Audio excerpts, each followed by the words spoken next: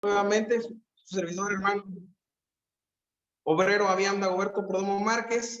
En esta introducción, su servidor como coordinador del Departamento de Contenido de Revisión de la conferencia, vamos a establecer algunas pautas de directrices de redacción. ¿Esto con qué finalidad? Con la finalidad de que en un principio, cuando nos tocó revisar los primeros materiales, nos dábamos cuenta que había algunas cuestiones, más que nada de falta de sentido a la redacción, como que no había coherencia al momento de coordinar las ideas y vaciarlas al contenido en papel, o en el formato en el cual se suben a los contenidos. Por lo cual, al ver que habían algunas cuestiones de falta de redacción, es por ello que se planeó hacer esta capacitación, la cual en este momento solamente tocaremos dos temas, lo que es el cuerpo de un texto y lo que es el ensayo. ¿Por qué el ensayo?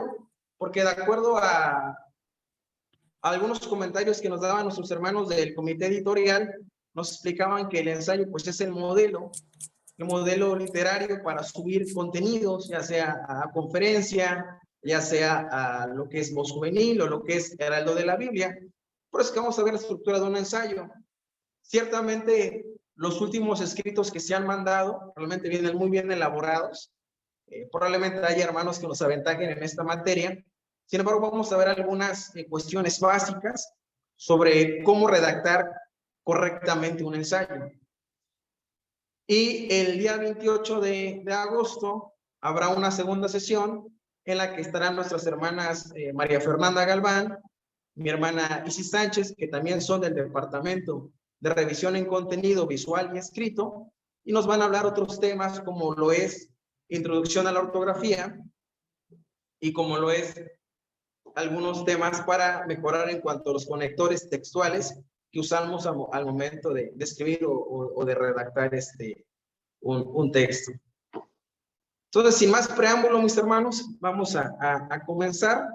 Se les van a mandar algunas diapositivas para que puedan verlas y ir visualizando el contenido. Vamos a empezar con la parte primaria de esta capacitación, la cual por orden le corresponde a mi hermana Josefina Vianney Álvarez Solarte, que es la que nos estará hablando un poco de lo que es la estructura del texto, y posteriormente pasaré a hablar lo que es el ensayo. Sin más preámbulo, le cedo el lugar a mi hermana Vianney. Gracias. Pasa a vosotros, hermanos. Como primer término, vamos a entender cuál es el objetivo de nuestro curso. El objetivo de este curso es que como futuros escritores conozcamos las habilidades que necesitamos para redactar un texto el cual tenga una buena estructura, y para ello nosotros debemos desarrollar ciertas habilidades en las cuales aporten fluidez al escrito, que sea un escrito que sea bello, que sea agradable de leer, entendible. Y para eso, bueno, vamos a tratar de expresar las habilidades que necesitamos para hacer un buen escrito, ¿verdad? Vamos a empezar hablando sobre qué es un texto. Bueno, un texto es un conjunto de frases y palabras coherentes y ordenadas que nos permiten como transmitir las ideas del autor hacia el lector, que sería pues los hermanos que van a leer los contenidos en diferentes medios digitales y impresos. ¿Qué es lo que necesitamos en primera medida para empezar a elaborar un escrito? Lo primero que necesitamos es hacer una redacción. ¿Cómo lo tenemos que hacer? Primero tenemos que juntar toda la información acerca del tema que queremos escribir.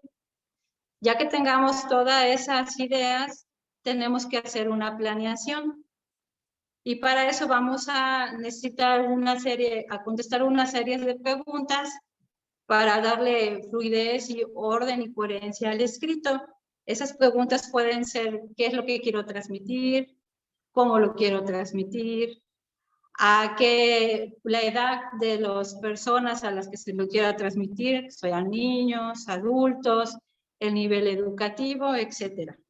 Entonces, para eso tenemos que recolectar una serie de información, hacer la planeación del escrito y después de que tengamos toda esa información, es proseguir a la redacción del texto. Después de que tengamos ya el primer boceto el borrador del primer texto, del primer ensayo, tenemos que corregir, realizar una revisión y corregir lo escrito. ¿Qué tenemos que corregir? Por ejemplo, las palabras que sean repetitivas o aquellas que se salgan del contexto sobre el escrito. También debemos corregir todas aquellas palabras que no sean de acuerdo al público al que queramos llegar. Y como les venía comentando, hay que siempre asegurarse que haya coherencia y cohesión del texto. Si hacemos un enunciado que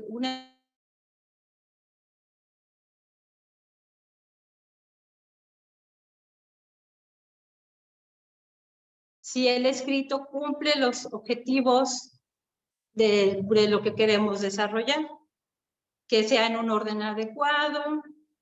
Y también aquí debemos de revisar si el ensayo o el escrito necesita algún título o un subtítulo acerca del tema que estamos desarrollando. En lo que es referente a la coherencia, ¿qué quiere decir coherencia? Que haya una conexión o un enlace lógico de una cosa a otra, de un enunciado a otro, de un párrafo a otro. O sea, no podemos escribir algo y después saltarse a otro tema completamente diferente. Todo debe ir en un orden. También tenemos que revisar lo que es la adecuación y qué es la forma de comunicación a utilizar durante el escrito. Y la cohesión es la unión de las ideas, que las ideas tengan lógica, que vayan una tras otra entremezcladas, pero que siempre lleguen al objetivo que es el que queremos dar a conocer al público o a los hermanos. Después de eso sigue otra parte que se llama reescritura, que es lo que vamos a trabajar aquí. Si encontramos errores en la primera redacción, ya llevamos la redacción del texto, ya lo revisamos, revisamos el primer borrador y después vamos a hacer la reescritura. En esta parte vamos a reescribir o reconstruir el texto, lo que hayamos visto que no tiene coherencia o cohesión o que los párrafos no van entrelazados entre sí. Y debemos, aquí reconstruir los aspectos del texto que no sean afines a la intención comunicativa, verificando que corresponda a los intereses a quienes leerán el texto al final. También tenemos que revisar el estilo. Bueno, ¿qué es el estilo? Esta es la última parte del proceso de escritura y se refiere a que va a la revisión de las normas ortográficas que le darán un orden y sentido a lo redactado, permitiendo así que el texto, el ensayo, sea comprensible.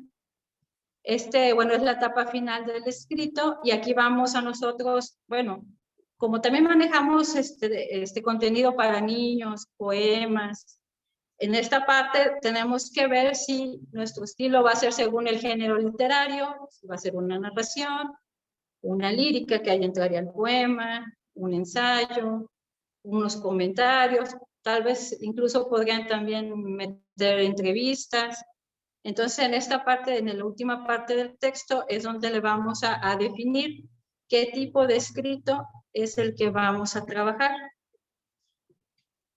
De ahí seguimos con mi hermano Obrero, que les va a dar lo referente a cómo redactar un ensayo. Gracias. Bien, mis hermanos, para ver esta parte, haciendo una recapitulación de lo que se ha visto, me gustaría compartir un texto de la palabra de nuestro Dios. Podemos abrir nuestras manos, si es que las tenemos a la mano, nuestra palabra de Dios en el Evangelio de Lucas. Evangelio de Lucas, capítulo 1, verso 3 y 4. Evangelio de Lucas, capítulo 1, 3 y 4. Vamos a leer un poquito lo que dice la palabra de Dios en esta parte. Dice así la palabra de Dios: me ha parecido también a mí después de haber entendido todas las cosas desde el principio con diligencia, escribírtelas por orden, oh muy buen Teófilo, para que conozcas la verdad de las cosas en las cuales has sido enseñado. Aquí tenemos que ver, mis hermanos, algo muy importante que nos habla la palabra de Dios. Me ha parecido también a mí, después de haber entendido todas las cosas, desde el principio con diligencia, escribírtelas por orden, oh muy buen Teófilo.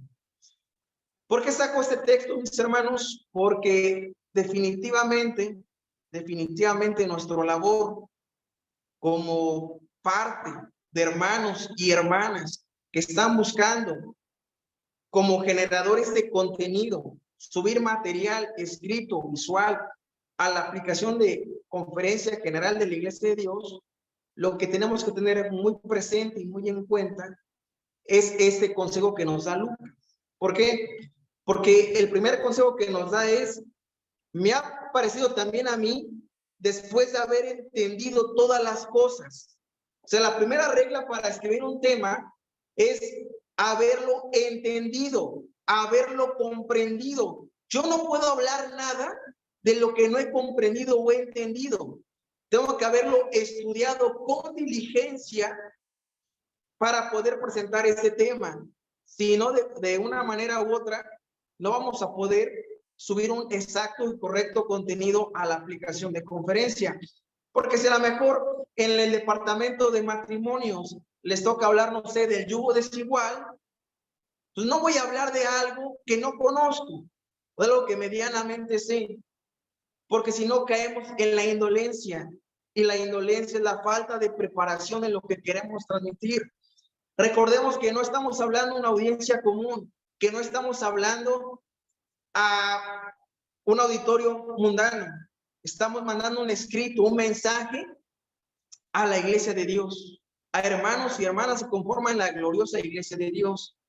Puesto recapitulando, el primer paso es entender lo que estoy hablando, saber lo que voy a decir, saber lo que quiero comunicar. Posteriormente dice Lucas, desde el principio. Es decir, no solamente es entenderlo, sino entenderlo el tema de una forma completa. Porque si nada más me sé la parte, la parte medular, lo básico, pero ¿qué tal si ese tema puede llevar otras aristas que a lo mejor no voy a tocar en este momento? Porque todo escrito debe tener un orden. Como acá dice Lucas, escribírtelas por orden. Si mi tema es, volviendo al punto, el yugo desigual, no voy a hablar en mi escrito del yugo desigual, no voy a tocar matrimonios conforme al plan de Dios, no voy a tocar la forma de educar a los hijos, no voy a tocar la forma de tratar a los padres, a los hermanos, porque hay un tema base central, que es el yugo desigual. Entonces es bien importante que siempre que voy a escribir, mi escrito lleve un orden completo. No puedo hablar de todo y nada a la vez. Tengo que tener un orden preciso de lo que estoy transmitiendo en mi documento, en mi escrito. Porque a veces muy a menudo, y lo notamos en las primeras revisiones que hicimos, es que había escritos que se hablaba de todo un poco. Una vez me tocó revisar un escrito y le decía a mi hermana Vianney, pues creo que aquí me están hablando los 40 puntos de fe en 4 cuartillas. O sea, hay que tener un orden de lo que estamos hablando. ¿Estamos hablando de qué? Eso es algo muy importante. También eso tiene que ver mucho con la introducción. Ya mi hermana Vianney lo estaba comentando. ¿Por qué? Porque la introducción de los temas, la introducción del tema, como dice aquí Lucas, tiene que ser por orden. Y con base al orden del ensayo, la estructura del ensayo es introducción, desarrollo y conclusión. En la parte de la introducción, tengo que comentar todo lo que voy a abordar en mi desarrollo, pero de forma resumida, pero de una manera que llame la atención, que capte la atención, porque si a lo mejor en mi escrito de introducción manejo un lenguaje al principio muy rebuscado, o mi introducción no tiene un orden de ideas en lo que estoy plasmando por escrito, al primer momento que el lector lo lea va a decir, no, está muy complicado. Mejor le salto a otra página, a ver si la siguiente página está más interesante que la primera. Y voy a hacer tediosa la lectura. Por eso mi introducción, ¿puede regresar a la primera? Por eso la introducción tiene que llamar la atención. Ahora, la pregunta es, ¿cómo llamo la atención desde la introducción? ¿Cómo llamo la atención desde el principio? Bueno, hay muchas maneras. Podríamos empezar quizás con una frase célebre. Podríamos empezar quizá con un texto de la palabra de Dios llamativo, que deja así como agudas, como que deja la especulación, como que quiero aprender más de ese texto. En una introducción, mis hermanos, tenemos que dejar una carnadita, tenemos que dejar un anzuelo. Esto es, imaginemos la labor del pescador, avienta el anzuelo y esa carnada va a llamar la atención de muchos peces. Entonces tengo que soltar una carnadita. No puedo hablar de todo en la introducción de una forma muy exhaustiva porque eso es parte del desarrollo. Pero sí es muy importante que en la introducción precisemos lo que vamos a hablar, porque es lo que vamos a hablar dentro del desarrollo. Eso es muy importante.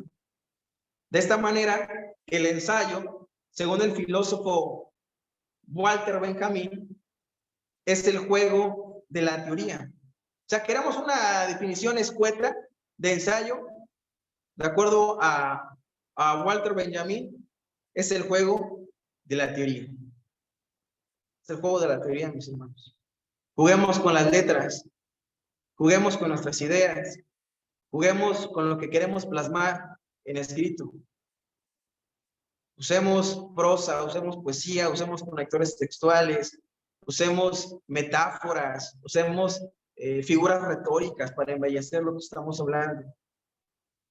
Un ensayo, mis hermanos, ya en una definición más técnica, más científica, el ensayo es un texto en que el autor del mismo expone o desarrolla ideas tanto objetivas como subjetivas.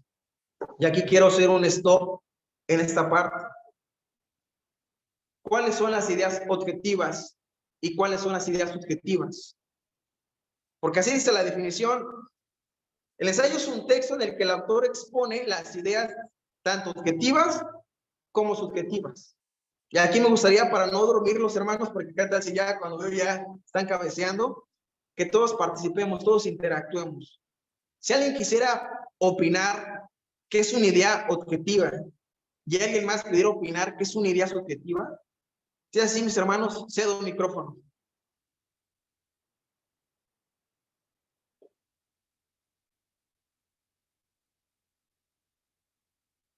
Solo dos hermanos, por favor. ¿Qué entendemos por ideas objetivas e ideas subjetivas, mis hermanos? Yo entiendo como subjetivo cuando el autor da a lo mejor su punto de vista. Subjetivo, cuando el autor da su punto de vista. Ok, mi hermana. ¿Y por idea objetiva?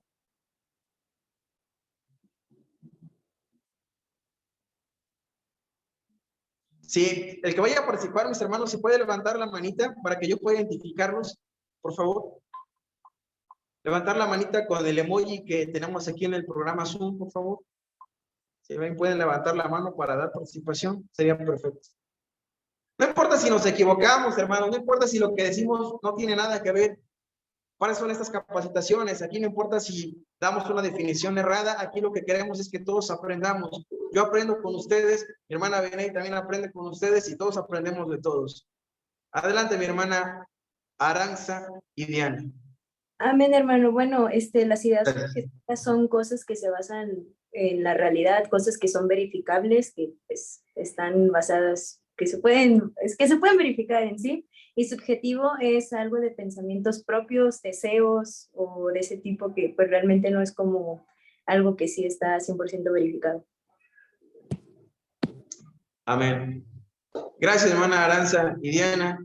Gracias por la participación. Efectivamente, cuando hablamos de ideas objetivas, mis hermanos, hablamos de algo demostrable.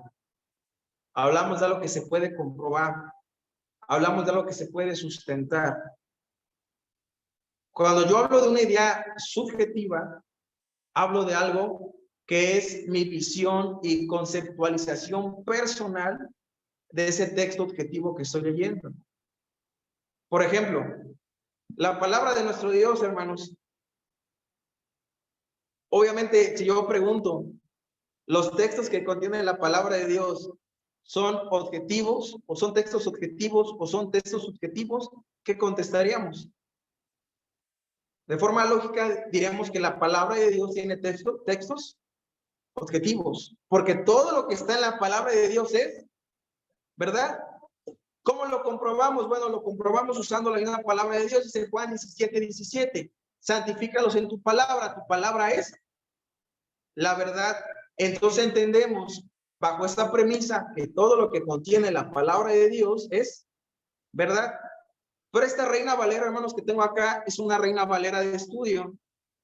Y abajo tiene muchas notas a pie de página. Esas notitas que tiene mi Biblia a pie de página, ¿ya son ideas que objetivas?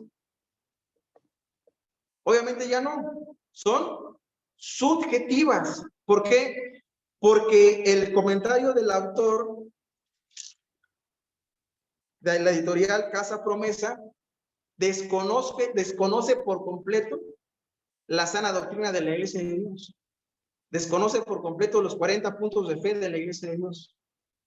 Todo lo que habla es con base a un pensamiento subjetivo de lo que está leyendo en la palabra de Dios. Por eso es bien importante que al momento que yo voy a escribir un texto, separar lo que es objetivo de lo subjetivo. Porque luego caemos en herejías, podemos creer en herejías. De hecho, al principio cuando revisamos un texto nos tocó leer un tema igual del matrimonio, pero la cosmovisión que daba el hermano, pues decíamos, es un tanto alejada a la doctrina. Y bueno, la indicación que nos dieron nuestra hermana Elizabeth fue, hermano, todo lo que vean que va en contra de la sana doctrina, va para atrás. O sea, no puede pasar. Entonces, ¿qué significa? Que la labor de ustedes como escritores, mis hermanos, ustedes como escritores, como generadores de contenido, ustedes los que escriben son dos personas. Una, ustedes que están escribiendo en su computadora. Y otro, nuestro Dios, que les va dando en su corazón y en su mente la inspiración divina para escribir lo que están plasmando en el contenido.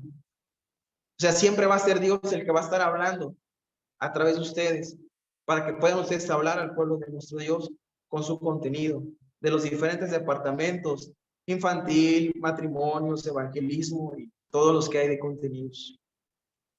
Por eso es muy importante, mis hermanos, separar el objetivo. Si yo voy a insertar un texto, es objetivo, pero voy a cuidar que mis ideas subjetivas de mi cosecha, de lo que yo estoy plasmando, de lo que yo entiendo de la palabra de Dios, aunque sea algo meramente subjetivo porque es de mi raciocinio, pero mi raciocinio tiene que ir apegado al poder del Espíritu Santo. Como decía el apóstol Pablo claramente, el hombre natural, el hombre carnal, no percibe las cosas que son del Espíritu porque le son locura. Es decir, aunque yo dé un tema por ejemplo, de la creación, y a pesar de que yo tenga que interpretar la palabra de Dios y transmitir en texto lo que yo entiendo de la creación, no puedo separarme de los textos objetivos, porque si no hago una interpretación personal de la palabra de Dios y lo que estoy plasmando ya no va conforme a la palabra de Dios, sino va conforme a mi entendimiento personal. Por eso hay que cuidar lo que hablamos. Por eso un consejo que se nos da para escribir un ensayo es que si voy a dar un tema, no sé qué les gusta, del sábado, vamos a hablar de un tema que creo que todos dominamos. Si vamos a hablar del sábado, tengo que revisar otras fuentes. ¿Y en dónde voy a encontrar esas otras fuentes del sábado? ¿En la Atalaya? ¿Lo voy a encontrar en el libro del Mormón? No, lo vamos a encontrar en otros heraldos de la Biblia, lo vamos a encontrar en Voces Juveniles, lo vamos a encontrar en los 40 puntos de fe, en temas ya aprobados por el comité editorial, por la Comisión de Asuntos Doctrinales, ese tema ya publicado. ¿Para qué? Para que yo pueda investigar y armarme de conocimientos de la línea que manejamos de una interpretación objetiva, ya no subjetiva. De lo contrario, podemos cerrar en lo que queremos plasmar en la palabra de Dios. Es algo muy básico, guiarnos de los textos, de los ensayos ya aprobados dentro de la literatura que tenemos en la Conferencia General en la Iglesia de Dios. Bien, hermanos. Antes de empezar cualquier escrito, es importante tener en mente las siguientes incógnitas. Uno, ¿qué quiero escribir? Hay que pensar, ¿qué quiero escribir? ¿Cuál es el argumento central de mi texto?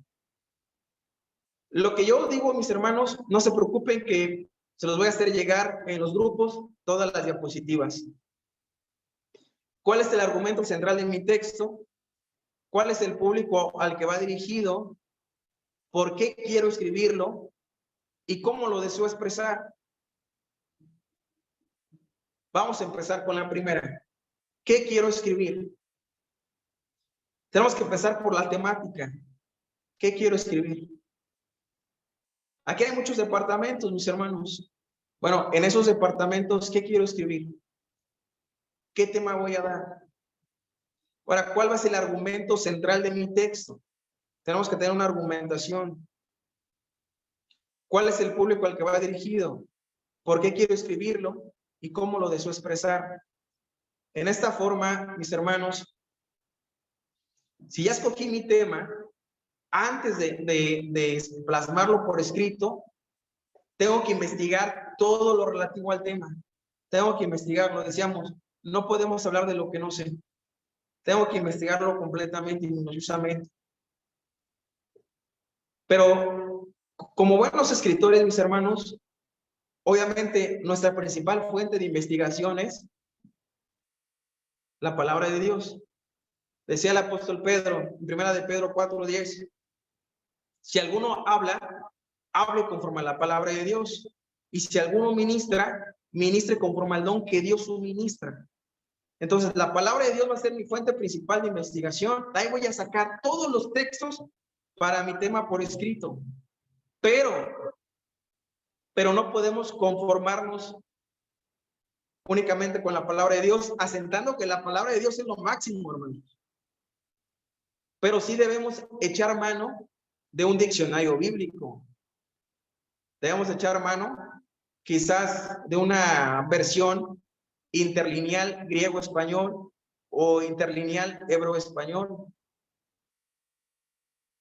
Y voy a dar un ejemplo porque supongamos que mañana voy a escribir un tema del Apocalipsis. Voy a hablar de las dos bestias de Apocalipsis 13. Una bestia que sube de la mar y una bestia que sale de la tierra. Yo puedo decir, bueno, de acuerdo al capítulo 7 de Daniel, bestia significa reino. Ya estoy dando la definición profética de bestia, que de acuerdo a Daniel 7, bestia significa reino en profecía. Y ya di la definición, ya con eso me estoy conformando. Ahora bien, decíamos, no queremos quedarnos en la medianía, queremos ir más allá todavía. ¿Qué es lo que debo hacer? Bueno, entonces puedo echar mano ya de un diccionario griego-español o de una versión interlineal Nuevo Testamento griego-español y ya puedo buscar bestia. Bestia procede del griego tal y etimológicamente significa esto. Ya es una gran diferencia basar una definición únicamente de un diccionario ya con la palabra que se planteó en el escrito griego y cómo lo estoy traduciendo al español. Pero ya estoy yendo más allá. O sea, no me estoy conformando únicamente con lo que dice ni la palabra de Dios, ni lo que dice la definición de Daniel capítulo 7. Ya estoy revisando la etimología griega. Eso va a hacer que nuestro escrito sea más completo a la hora de redactar y que no nos estemos quedando únicamente en la... de los anglicanos derivan los puritanos, los metodistas, de los luteranos. Me parece que hay un micrófono prendido, hermanos. Calvinistas, las iglesias reformadas. Si pueden silenciar el micrófono porque estoy escuchando la predicación de los puritanos. Ya si quieren en otra ocasión platicamos de los puritanos, porque es un tema bien importante también. Ha habido una... Pues por ahí silencien los micrófonos, mis hermanos, por favor. Gracias. Entonces no me quedo únicamente con eso, estoy haciendo el escrito más abundante, lo estoy haciendo más completo. Ahora bien, ¿de qué también podemos echar mano para escribir mi introducción o mi ensayo? Podemos echar mano de las concordancias bíblicas. Por ejemplo, si yo voy a hablar del tema del amor y yo tengo mi concordancia bíblica que llevan un orden alfabético como los diccionarios y me centro en la palabra A y busco lo que, una vez que encuentre la palabra amor, en mi concordancia voy a encontrar todos los textos que me hablan de amor. Y de esa manera voy a poder seleccionar los temas que voy a dar, el tema que voy a dar con base al tema del amor. Entonces es muy importante todo que echemos manos de esas herramientas. Hay una aplicación que se llama Espada Electrónica. La pueden bajar en su ordenador, en su computadora. Y en la Espada Electrónica ustedes pueden descargar muchas versiones, mis hermanos. Pueden descargar, yo les comentaba de Nuevos Testamentos griego-español. Son caros, la verdad, pero en Espada Electrónica podemos descargarlos de forma gratuita. Y los podemos tener en nuestra computadora. Y cuando yo quiera dar un tema por escrito y echar mano de las etimologías, ya sean en hebreo o sean en español, voy a poder buscarlas y poder darlas con esas etimologías. Será un escrito más profundo y más importante. Y tiene que ver con las ideas secundarias del ensayo, que ahorita lo vamos a ver. Bueno, dentro de la estructura de la elaboración de un ensayo, tenemos que utilizar un lenguaje adecuado. Miren, a veces, y hablo general, a veces queremos lucirnos quizá, y puedo dar un tema por escrito en el texto con un lenguaje muy rebuscado. Dar un tema o mandar mi tema por escrito en un lenguaje muy rebuscado no nos ayuda de mucho, mis hermanos. No nos ayuda de mucho. Tenemos que tener un lenguaje formal, dirigido por el Espíritu Santo, educado, pero que sea de fácil comprensión para todos los niveles académicos. Porque si yo voy a dar un tema, decía hace rato, de profecía, y lo lleno de etimologías, lo lleno de tecnicismos, lo lleno de hermenéutica, lo lleno de 1000 cosas, a lo mejor algunos hermanos sí no puedan entender lo que están leyendo. Y cuando lo llaman a decir, no, pues el hermano o la hermana que lo mandó, muy profesional el escrito. Pero a lo mejor tendremos hermanos o hermanas en la iglesia que cuando lo lean, van a quedarse como, híjole, ¿de qué me está hablando el hermano? ¿De qué me está hablando el hermano? Así como, ¿y esto qué es? Entonces se recomienda usar un lenguaje sencillo al momento de redactar, un lenguaje que sea de fácil comprensión para todos. Así lo esté leyendo un hermano que tiene doctorado en Harvard, así lo esté leyendo un hermano que simplemente tiene educación básica, lo van a poder comprender todos.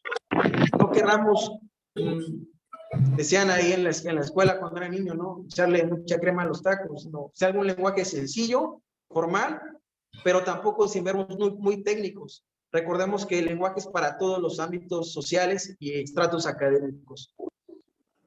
Y para muestra un botón, nuestro Nuevo Testamento, mis hermanos, se escribió en griego koiné, pero también había griego clásico.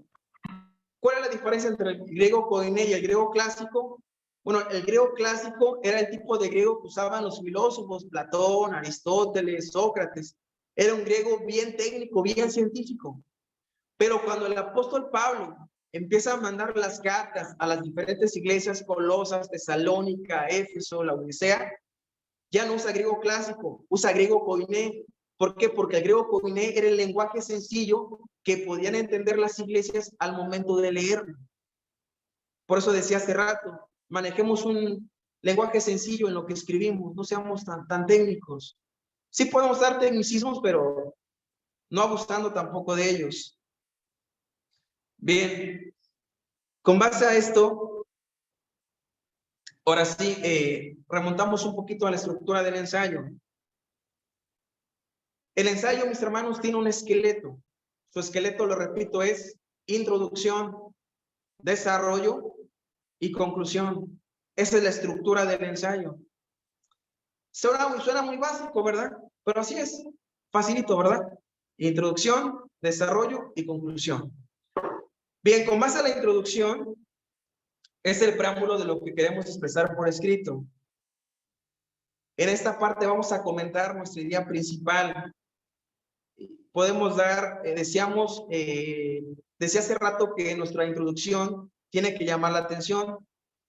Podríamos empezar con una anécdota personal, alguna experiencia personal, alguna cita de otro heraldo de la palabra de Dios, alguna parábola, algo que llame la atención, porque en este voy a resumir todo lo que yo quiero hablar. Ojo, mi introducción no puede ser muy amplia. O sea, la introducción tan solo es el 10% de todo mi contenido. Introducción es el 10%, desarrollo es el 80% y conclusión es el otro 10%. Por lo tanto, no puedo abusar en la introducción. En la introducción está prohibidísimo querer dar argumentación. La introducción no es para dar argumentación. La introducción solamente es, te voy a platicar de lo que vamos a ver en el desarrollo, de forma general. La introducción es así como un título, por así decirlo, más detallado. Es como un eslogan que está brillando, que nos invita a leer lo que vamos a encontrar en el desarrollo. Ya en el desarrollo, mis hermanos y hermanas, vamos a hablar de una manera más amplia del tema a desarrollar. Se argumentará y se tendrá cuidado de expresar con claridad todas las aristas que presenta el tema. Tendremos que evitar ser redundantes para aprovechar los espacios al máximo. ¿Qué quiero decir con esto? Nuestro desarrollo es para argumentar. Por eso al principio, antes del ensayo, comentaba qué es lo que quiero escribir y para qué lo quiero escribir. Tengo que responder a esas dos preguntas. Porque si voy a hablar el tema, por ejemplo, los 10 mandamientos, o voy a hablar un tema de evangelización, si voy a dar el tema de evangelización, ¿qué es lo que pretendo lograr con mi escrito? Pues yo creo que lo básico sería que los hermanos al leer mi tema se motiven a salir a evangelizar. Yo creo que sería ese mi objetivo. Si yo quiero motivar a los hermanos que lean mi tema de evangelización para que salgan a evangelizar, pues definitivamente tengo que encontrar una sólida argumentación para poder motivarlos a evangelizar. No puedo ser redundante. Y esto pasa como cuando se predica en público. A veces se habla de muchas ideas y no se habla de nada. Válgase la expresión, cantinfleamos. Yo creo que todos hemos visto las películas de Cantinflas, quizás en algún momento. Este personaje del cine de oro mexicano tendía mucho a decir todo y no decía nada, cantinfleaba. Nosotros no podemos cantinflear, tenemos que ser directos, medulares en el tema que voy a tocar. Si voy a hablar de evangelización, voy a hablar de evangelización, no voy a hablar de la fe, del Espíritu Santo, no voy a hablar del amor, del matrimonio, no voy a hablar de la ley de Dios. Es directo mi tema, mi esqueleto principal. Ahora, viene algo muy importante. Tengo que argumentar, ok, hermano, bien. ¿Cómo argumento?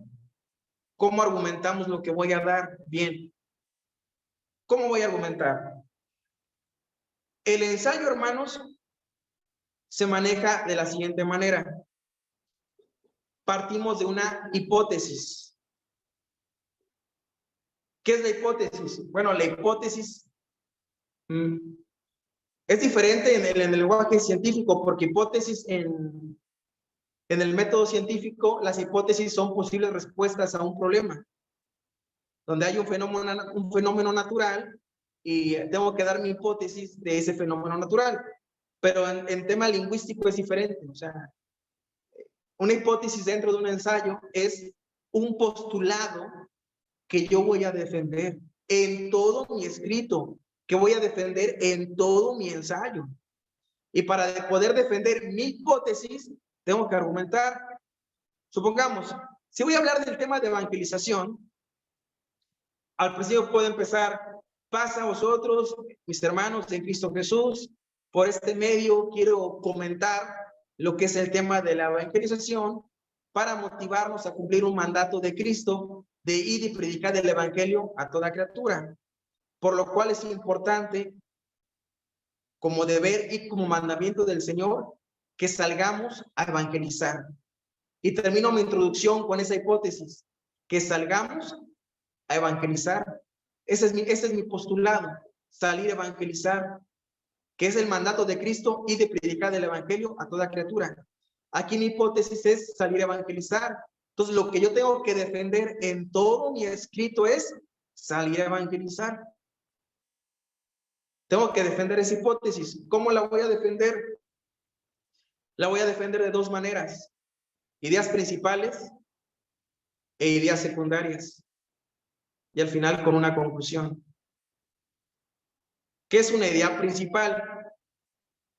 Bueno, en este caso, una idea principal, mis hermanos, es mi primer argumento fuerte. Si mi hipótesis es, tenemos que salir a evangelizar, por poner un ejemplo, mi primera idea principal sería el texto de Marcos 16:15, y de predicar el evangelio a toda criatura. Esa es mi primera idea principal. ¿Por qué? Porque estoy soltando ya el primer argumento.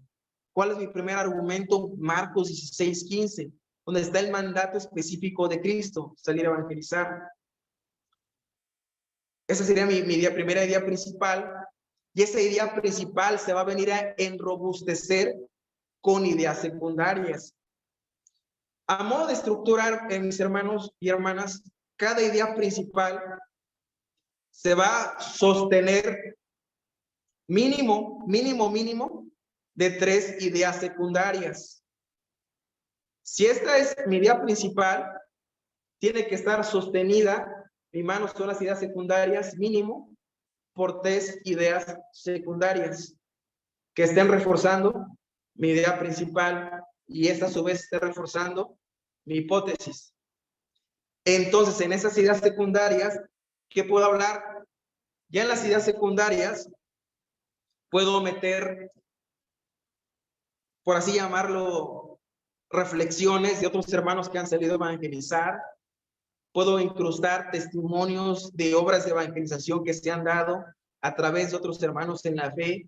A lo mejor puedo narrar cómo el hermano ministro tal, el hermano diácono tal, la hermana tal, fue a tal hogar y derivado de un trabajo de evangelización convirtió a señora Juanita de tal calle, ¿no? Estoy insertando una experiencia personal.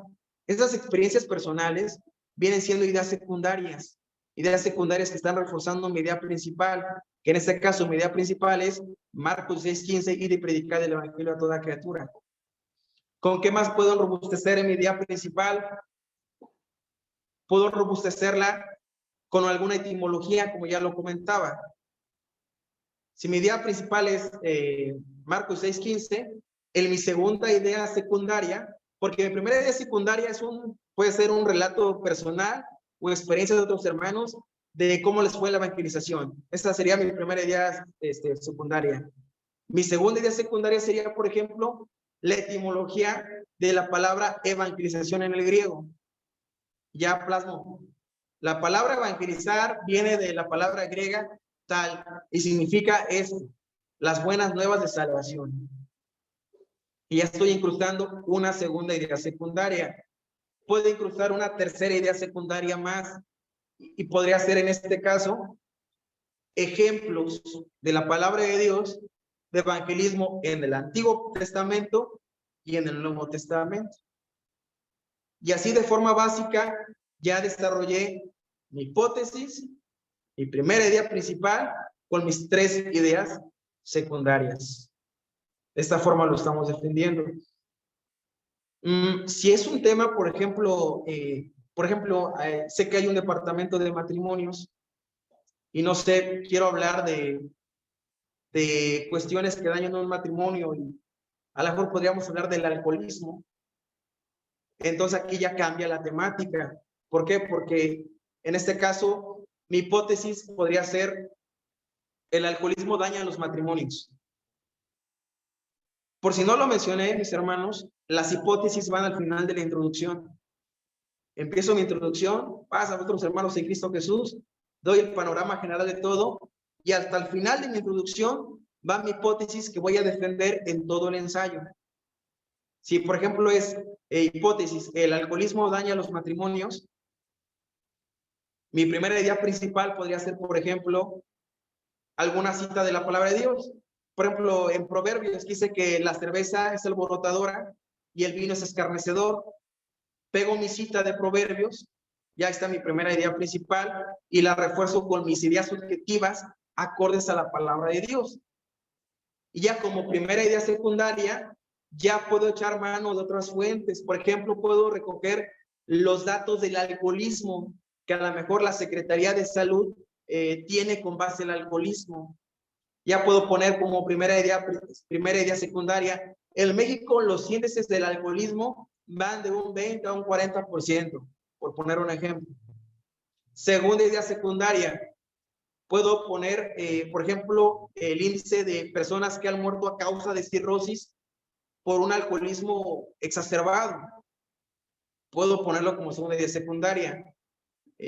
Como tercera idea secundaria, puedo poner los índices de violencia que se han generado en los matrimonios a causa del alcoholismo.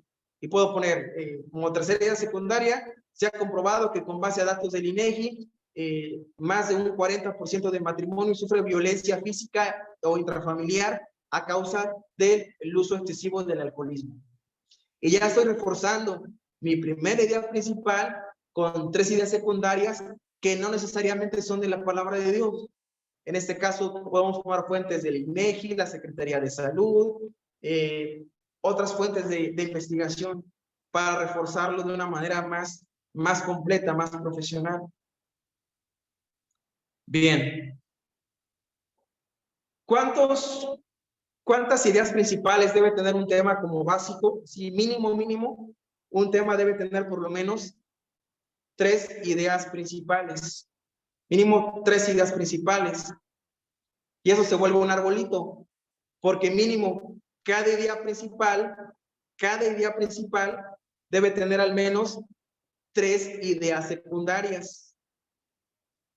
Entonces, mi segunda idea principal va a tener 3 ideas secundarias. Mi tercera idea principal va a tener 3 ideas secundarias. O sea, 3 ideas principales y de cada idea principal, 3 ideas secundarias. O sea, que tendríamos un total de 3 ideas principales y por cada idea principal, 3 ideas secundarias. Pero mínimo nuestro tema debe tener 3 ideas principales. Si podemos añadir 4, bueno, está perfecto, pero tampoco puede ser un tema muy extenso, porque los ensayos tienen que ser como máximo de 4 a 5 páginas. Si yo me excedo de 4 o 5 páginas, el lector que no es ávido en la lectura ya va a estar durmiendo. Entonces, no puedo extenderme mucho de 4 o 5 cuartillas según lo que nos marcan las reglas del ensayo. Y mínimo 3 ideas principales. Bien. Con base a todo esto, ya lo veníamos comentando, la forma en la que está ordenada la estructura del ensayo. Y recordemos algo bien importante. Utilicemos frases cortas, las frases muy largas aburren. Y algo bien importante, mis hermanos, cada vez que mandemos un escrito, ya hablamos de argumentaciones, de tomar otro tipo de fuentes, de consultar fuentes bibliográficas, de consultar diccionarios griego-español, Nuevos Testamentos, de consultar otras versiones bíblicas, de consultar fuentes del INEGI, o sea, echar mano de acorde al departamento en el que estoy investigando quién coordina esa materia a nivel gubernamental. Pero también es bueno que en cada tema por escrito agreguemos una reflexión.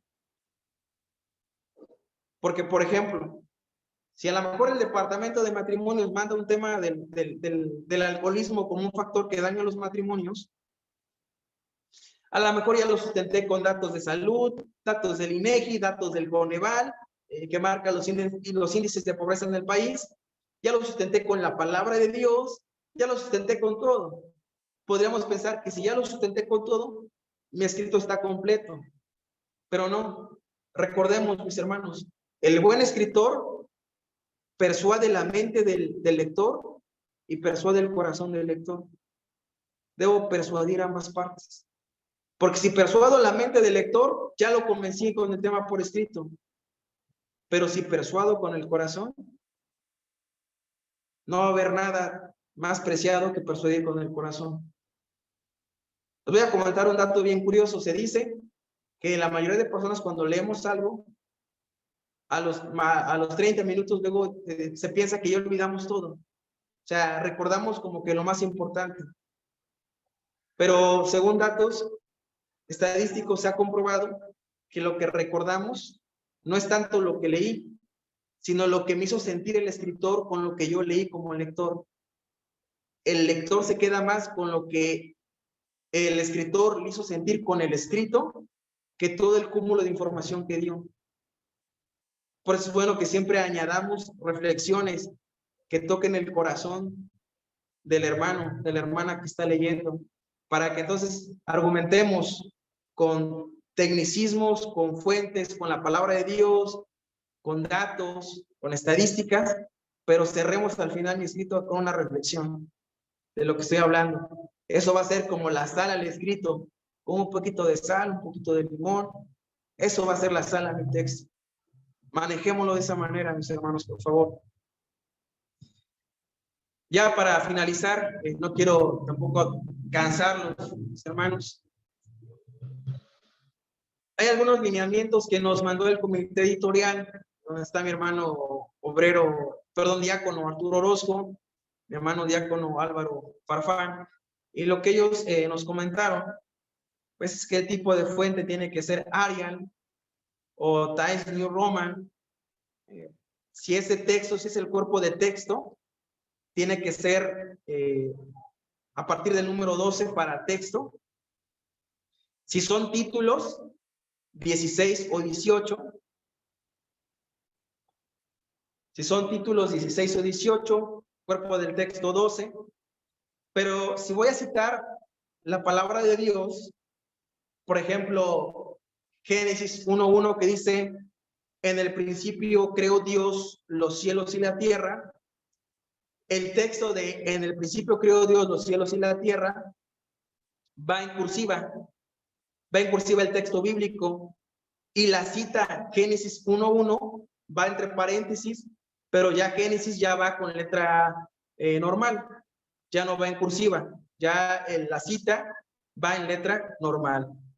El interlineado tiene que ser de un punto. Todo eso viene en las diapositivas que voy a mandar a los grupos de app seguimiento para que puedan tener las diapositivas. Mis hermanos, les pido una disculpa por no plantearlas acá. Vengo saliendo de una dirección que me invitaron unos hermanos vía Zoom y por acá acabé la dirección y por acá me vine a conectar. Por eso les pido una gran disculpa, mis hermanos, por favor. Pero todo lo vamos a mandar en diapositivas para que quede plasmado en las diapositivas. Lo más importante, mis hermanos, resumiendo y concluyendo, recordemos que la conclusión es una recapitulación de lo más importante. Pero está prohibidísimo que en las conclusiones yo añada nuevos argumentos, porque ni la introducción ni la conclusión es para argumentación. Toda la argumentación la voy a dar en el desarrollo. Ahí voy a verter todas las argumentaciones. La conclusión no es para argumentar o sacar más argumentos. Ay, se me pasó poner esto. Ah, pues en la conclusión no. Me regreso a mi desarrollo. La conclusión es para sacar lo más importante. Y decíamos, recuerden que un ensayo es introducción, desarrollo, conclusión, y que mi cuerpo del ensayo, más que nada en mi desarrollo, va de una hipótesis ¿Qué es lo que voy a defender en todo mi desarrollo? Esta hipótesis se refuerza con ideas principales, que máximo pueden ser 3 para un ensayo de 4 o 5 cuartillas, y que cada idea principal la voy a reforzar con ideas secundarias. Al menos 3 ideas secundarias por cada idea principal. Recordemos que las ideas secundarias son fuentes, textos, anécdotas, datos estadísticos, citas de la palabra de Dios, etimologías, ejemplos, pasajes, ilustraciones, todo eso es idea secundaria. Todo lo que pueda reforzar mi idea principal es una idea secundaria. Lo que venga a reforzar mi idea principal. En pocas palabras, las ideas secundarias son la fuerza de donde sostiene mi idea principal. Todo el andamiaje donde se estructura esa idea principal es idea secundaria. Porque la idea principal solamente es un pequeño resumen de lo que voy a defender en la idea secundaria. Bien, hasta aquí, mis hermanos, les agradezco mucho su paciencia y que se hayan conectado, hayan dedicado unos minutos a esto. Les repito, la siguiente capacitación que va a estar mi hermana María Fernanda Galván y mi hermana Isis Sánchez van a hablar de los conectores textuales. ¿Por qué? Porque en la primera revisión notábamos que había abuso de ciertos conectores textuales. No puede haber abuso porque se puede crear incluso en muletillas. O sea, los conectores textuales son abundantes y tenemos que echar mano de todos ellos. Y van a hablar de algunas reglas de ortografía y gramática, signos de puntuación, punto y coma, punto y seguido. Eso es importantísimo. Y ya en una segunda sesión de capacitación más, ya programada por otra fecha, que estamos apenas en mesa de acuerdo, vamos a hablar de las figuras retóricas. Las figuras retóricas embellecen mi escrito. Si yo no uso figuras retóricas al escribir, es como si mi escrito no tuviera ventanas, no hay por dónde entra la luz. Todo escrito tiene que tener figuras retóricas.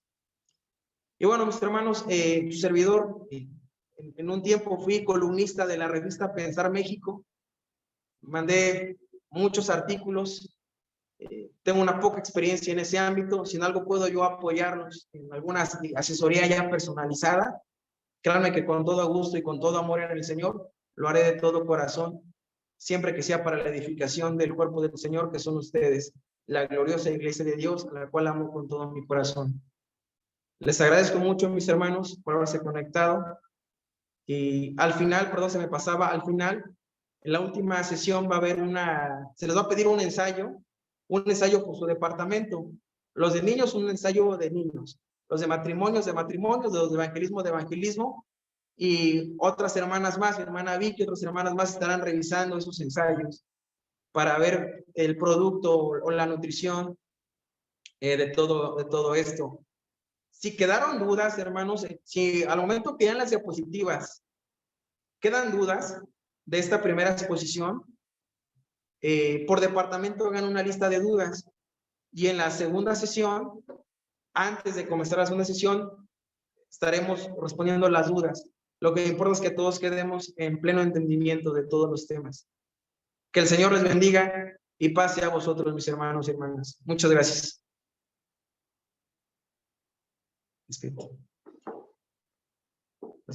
Pasa a vos, hermanos. Pasen buena noche. Gracias, hermanos. Pasa a vos.